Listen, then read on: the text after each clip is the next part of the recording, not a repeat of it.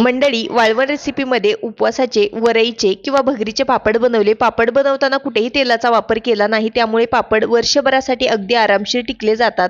त्यासाठी एक पेला भरून इतकी वरई रात्रभर पाण्यामध्ये भिजत ठेवली. दुसऱ्या दिवशी त्यामधलं पाणी काढून स्वच्छ पाण्याने 2 वेळा वरई धुतली आणि मिक्सरला एक पेला भरून पाणी घालून छान अशी बारीक करून घेतली आणि एका सोजीच्या चाळणीने गाळून घेतली.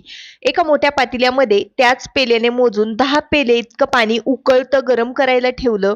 त्यामध्ये चवीकरता मीठ आणि हिरवी मिरची पेस्ट घातली. मिक्सरला बारीक करून घेतलेली भगरीची किंवा वरईची पेस्ट यामध्ये घातली आणि ही छान अशी शिजवून घेतली.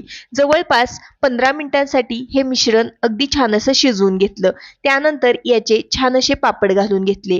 एक पेला वरईमध्ये जवळपास 50 पापड बनवून तयार होतात. 2 दिवस पापड हे कडकडीत उन्हामध्ये वाळून घेतले. त्यानंतर काही पापड तळून दाखवलेले आहेत. मस्त खुसखुशीत होतात. व्हिडिओ खूप मेहनतीने बनवलाय. प्लीज एक लाईक नक्की